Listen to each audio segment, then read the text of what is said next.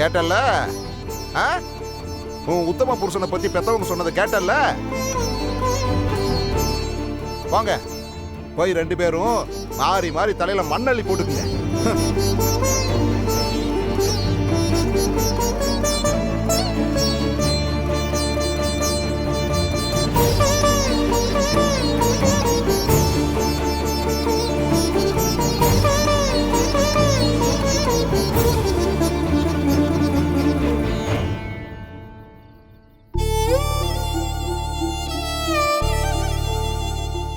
Sorry,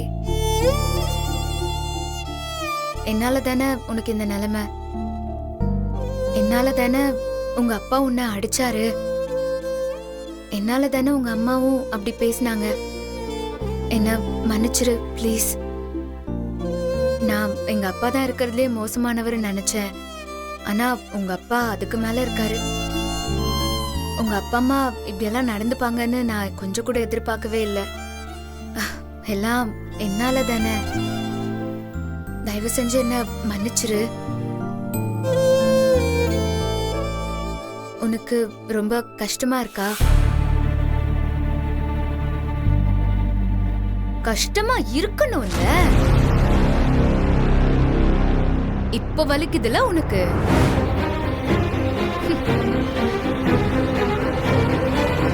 அன்னைக்கு ஊரே என்ன அசிங்கப்படுத்தும் போது எனக்கு எவ்வளவு வலிச்சிருக்கும். நானும் இப்படிதான் அழுதேன். எப்படி நான் உங்க அப்பா அம்மா கிட்ட மனசு கஷ்டப்படுற மாதிரி பேசக்கூடாதா?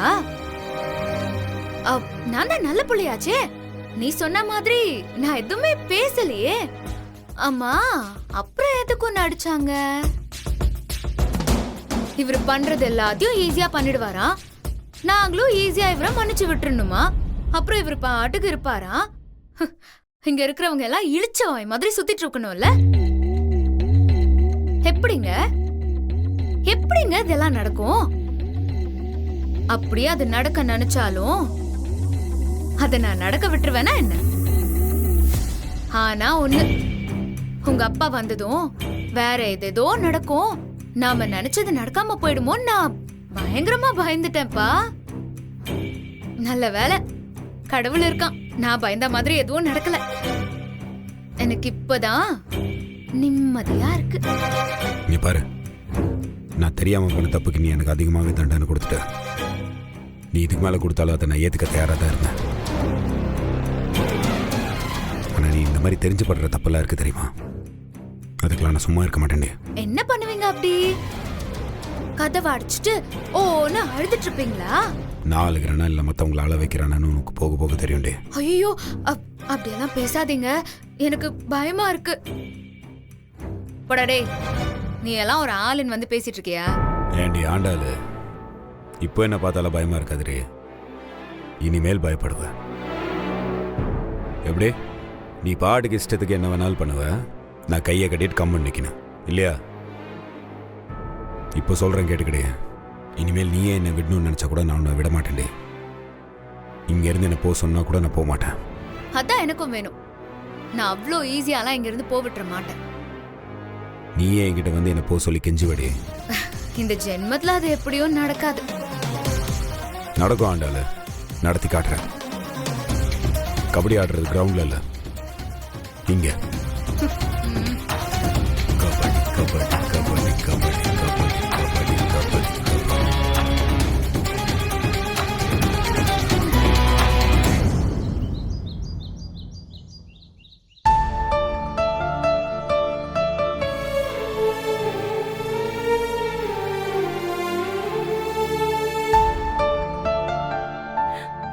மா, என்னம்மா நீங்க எப்ப வந்தீங்க? நான் காஃபி போடுறேன்.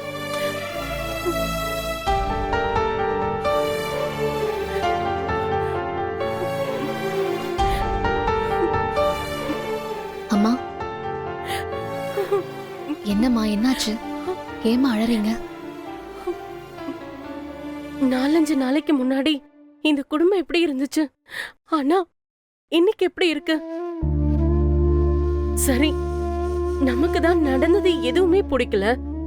ஆண்டாளுக்கு பிடிச்சு இப்படி ஒரு விஷயத்த பண்ணி போட்டான். கழுத ரெண்டும் சந்தோஷமா இருக்கோங்கன்னு நினைச்சா. நேத்து நேத்து அந்த பையனோட அப்பா அம்மா வந்து அப்படி பேசிட்டு போயிருக்காங்க. பெத்தவங்களும் சந்தோஷமா இல்லாம அவங்களும் சந்தோஷமா இல்லாம இப்படி ஒரு கல்யாணம் நடக்கணுமா? அதான் எல்லாம் நடந்து முடிஞ்சிருச்சேம்மா. இனி யாரால மாத்த முடியும்? அதுதான் பாரதி நானும் சொல்றேன். நடந்து முடிஞ்சத மாத்த முடியாது. ஆனா ஆண்டாள் அவளை மாத்திக்கணும்ல.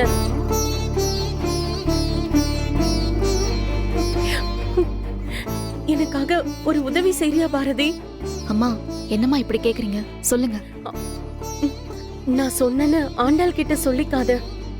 எங்களெல்லாம் யோசிக்காம அவளை அவ புருஷன் கூட சந்தோஷமா இருக்க சொல்லு. பெத்தவன் நானு. வேதனையில 1000 பேசிருப்பேன். ஆனா அவ வாழ்க்கை கெட்டு போயிடக்கூடாதுன்னு உள்ளுக்குள்ள நினைக்கிறது எனக்கு தான் தெரியும். அவ அந்த பையல விரும்பி ஓடுனாலோ இல்ல அவ சொல்ற மாதிரி மாத்தி கடத்திட்டு போனானோ தாலின்னு கழுத்துல ஒண்ணு ஏறிடுச்சு. இதுக்கப்புறம் அவளுக்கு அவன்தான் புருஷன்.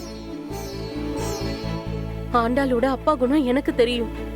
அவளையோ இல்ல அந்த பயலோட அப்பா அம்மாவையோ யோசிச்சுட்டு இருக்காம அவ வாழ்க்கைய சந்தோஷமா வாழ சொல்லு. ஊரு அத சொல்லுமே இத சொல்லுமேன்னு நாங்க பதறதான் செய்வோம். ஆனா ஊர் வார்த்தையை விட உள்ள வாழ்க்கை முக்கியம் இல்ல பாரதி. அதனாலதான் சொல்றேன். இன்னைக்கு இந்த ஊர் அவளை தப்பா பேசுறது ஒண்ணும் பெருசு இல்ல. நாளைக்கு இவ வாழ்க்கை கெட்டு போய் ஒண்ணு கிடக்க ஒண்ணு ஆயிடுச்சுன்னா இந்த ஊர் அதை பார்த்து பெருசா பேசக்கூடாது. ஆண்டாள பாத்தியா? அவ அப்பா அம்மாக்கு பிடிக்காம ஒரு கல்யாணத்தை பண்ணாலும் இன்னைக்கு எப்படி இருக்கா பாரு. அவங்க அப்பா அம்மா பார்த்த பையனை கட்டியிருந்தா கூட அவ இப்படி இருந்திருக்க மாட்டான்னு சொல்லிட்டு இந்த ஊரே சொல்லணும். அன்னைக்கு இந்த அசிங்கம் எல்லாம் காத்தோட காத்தா காணாம போயிடும். இன்னைக்கு எவனை கட்டிட்டு வாழறோமான்னு எல்லாம் பாக்குறாங்க. எப்படி பொழைப்பு பொழைக்கிறோன்னு தானே பாக்குறாங்க. பாரதி, அவளை நல்லா இருக்க சொல்லு பாரதி. அவளை பத்தி தான் உனக்கு நல்லாவே தெரியுமே. கோபம் வந்தாலும் கொல்லையா வரும். பாசம் வச்சாலும் அப்படி இருப்பான். அவன் நல்லா இருக்கணும் பாரதி. வீட்டுக்கு விருந்தாளியா வந்த உன்கிட்ட இதெல்லாம் கேட்க கூடாதுதான். ஆனா எங்களுக்கு அப்புறம் ஆண்டாளுக்கு நல்லது நினைக்க உன்னை தவிர வேற யாரு இருக்கா? அம்மா, எனக்கு புரியுதுமா. நீங்க ஒண்ணும் கவலைப்படாதீங்க. அவ வாழ்க்கை சந்தோஷமா இருக்கிறதுக்கு நான் பொறுப்பு. அதுவும் இல்லாம நான் ஒண்ணு விருந்தாளி இல்லையேம்மா, ஆண்டாளோட ஃப்ரெண்டு. உங்களுக்கு எவ்வளவு அக்கறை இருக்கோ அதே அக்கறை எனக்கும் இருக்குமா. நான் பாத்துக்கிறேன்.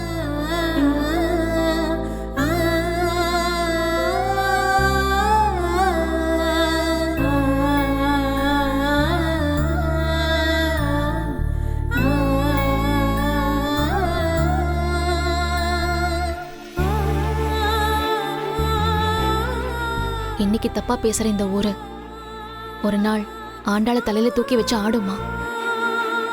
இந்தாங்க, நீங்க போய் அப்பாவுக்கு காஃபி கொடுங்க. சரி.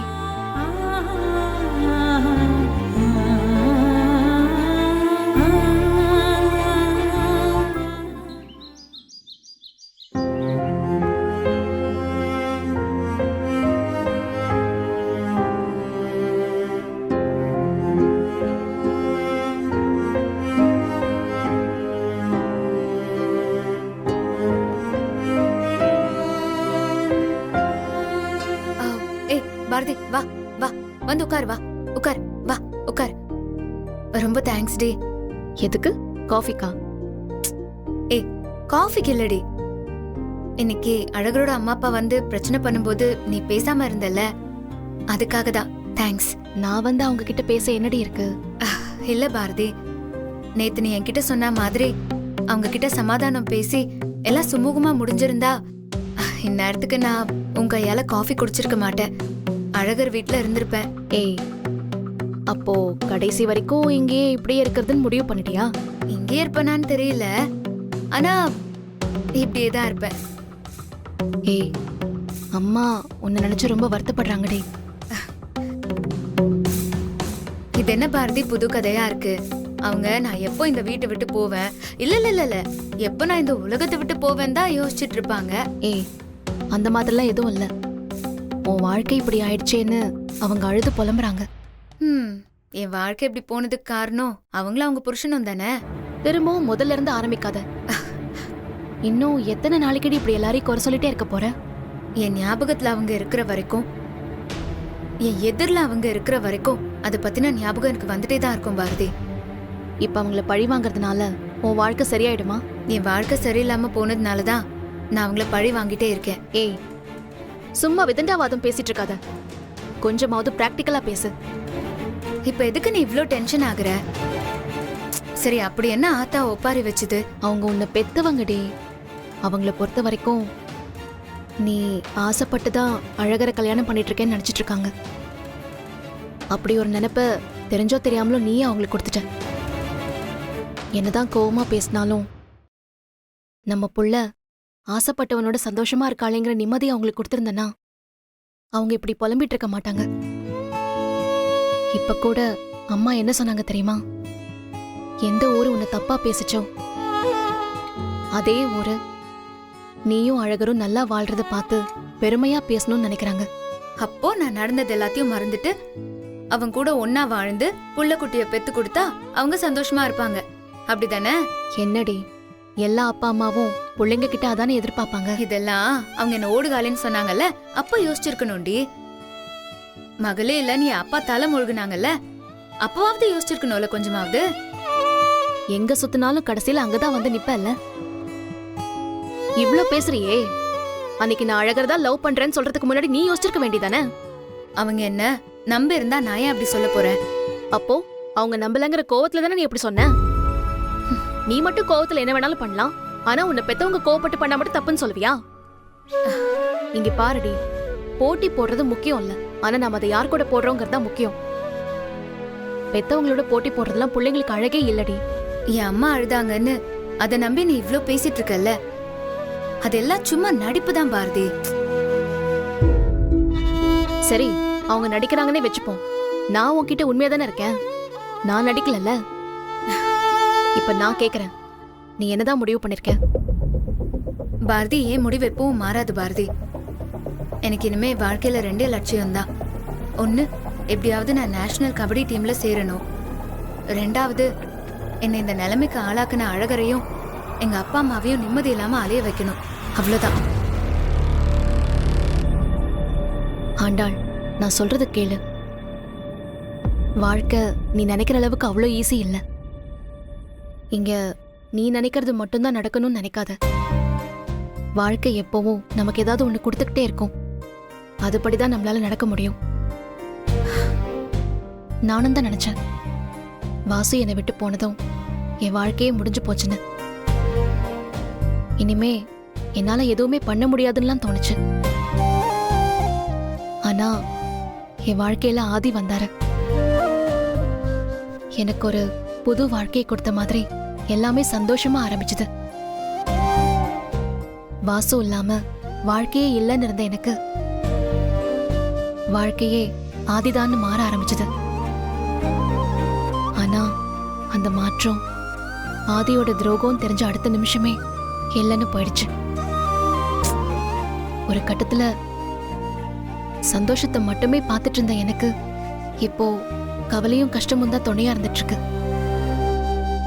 அதனால தாண்டி சொல்றேன், நம்ம நினைக்கிற மாதிரி இங்க எல்லாமே நடக்காது. இல்ல பாரதி, உன் பிரச்சனை வேற, என் பிரச்சனை வேற. உன்னை சுத்தி நடந்ததே நீ துரோகம்னு சொல்றேன்னா, என்ன சுத்தி நடந்ததுக்கெல்லாம் பேரே வைக்க முடியாது. அவ்வளோ பெரிய கொடூரம் அதெல்லாம். அதுல இருந்து என்னால வெளிய வரவே முடியல பாரதி.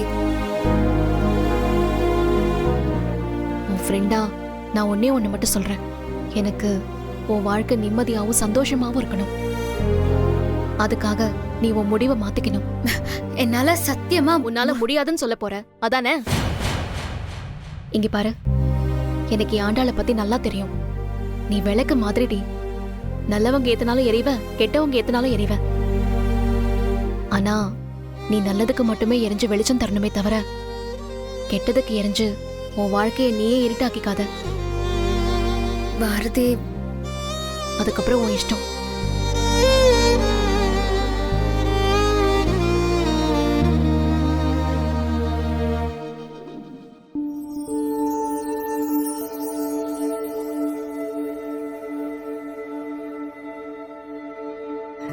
பவியத்த, உங்க தோட்டத்துல மயில்லாம் இருக்குமா? ஆமா தங்கம், மயிலு கிளி எல்லாம் இருக்கும். ஓ, கிளி இருக்கா? ம், அப்ப என்ன அங்க கூட்டிட்டு போறீங்களா? ம். தங்கம் இங்க வாடா. உனக்கு கிளி பார்க்கணுமா? தாத்தா உன்னை கூட்டிட்டு போட்டா? சரி தாத்தா, போலாம். சரி. என்னப்பா உங்க பேத்தி என்ன சொல்லிட்டு அதான் இருக்கா? பாரதி, என் பேத்திக்கு கிளி பார்க்கணும்னு ஆசையா இருக்கான். அப்புறம் தாத்தா கூட டவுனுக்கு வர்றியா? அங்க யானையெல்லாம் இருக்கும். யானையா? ஆ, யானை, பூனை எல்லாம் இருக்கும். ஏன்பா இவ மேலேயே இவ்ளோ பாசமா இருக்கீங்களே, ஆண்டாள் மேலேயும் பவி மேலேயும் எவ்ளோ பாசமா இருந்திருப்பீங்க. என்னத்தா பண்றது? நாம பாசத்தை கொட்டி பிள்ளைங்களை வளர்த்துறோம். ஆனா அதுங்க வளர்ந்ததும் மார்ல எட்டி உதச்சிட்டு போயிடுறாங்க. அப்படி இல்லப்பா, அவளை மன்னிக்கலாம்ல. ஆமாம்பா, இன்னும் எத்தனை நாளைக்கு தான் இப்படி வீம்பு பிடிச்சுக்கிட்டு இருப்பீங்க? அக்கா பாவம்பா. அப்பா, இந்த ஊரே அவளை வெறுத்து ஒதுக்குனாலும் அவ கவலையே பட மாட்டா. ஆனா நீங்க ஒரு வார்த்தை சொல்லிட்டா அவ உடைஞ்சு போயிடுறா. நாங்க ஒன்னா படிச்சப்போ உங்க மேல எந்த அளவுக்கு பாசமா இருந்தாலும் இப்பவும் அதே அளவுக்கு பாசமா தான் இருக்கா. என்ன, அவ எப்பவும் கொஞ்சம் முரட்டுத்தனமா பாசத்தை காட்டுவா. மத்தபடி நீங்கன்னா அவளுக்கு உயிர்ப்பா. நேத்து அழகர் வீட்ல இருந்து வந்தவங்களும் ஒரு மாதிரி பேசிட்டு போயிட்டாங்க. இதுக்கப்புறம் நாமளும் அவங்கள வெறுத்து ஒதுக்குனா 2 பேரும் எங்கப்பா போவாங்க? என்ன இருந்தாலும் அவ உங்க பொண்ணுப்பா, அவளை விட்டுறாதீங்க. ஏத்தா, எனக்கு மட்டும் என் புள்ளைய இப்படி வச்சு பார்க்கணும்னு ஆசையா?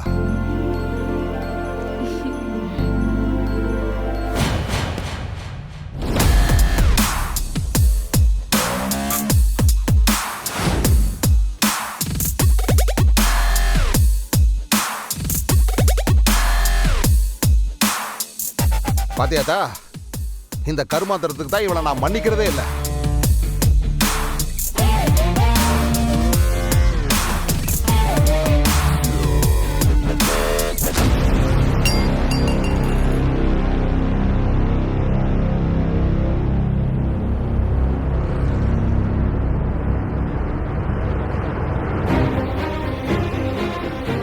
எவ்வளவு நெஞ்செழுத்து இருந்தா இந்த கட்ராவி போட்டுட்டு ஏன் முன்னாடி வந்து நின்னுட்டு இருப்ப நீயே?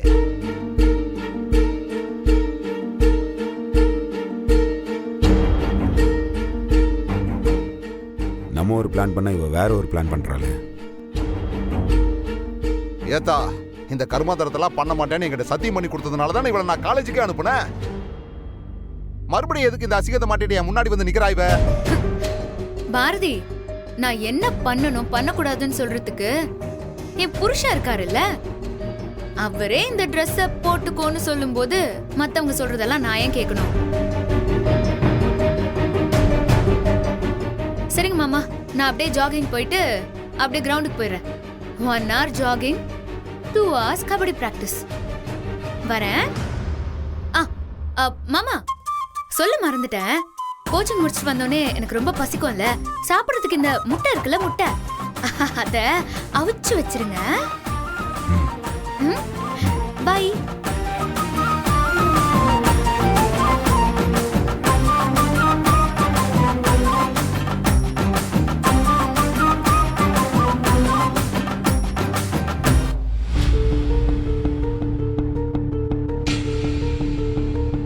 நீ கெட்டதும் இல்லாம அவளையும் கெடுத்து குடிச்சவராக்கிடு.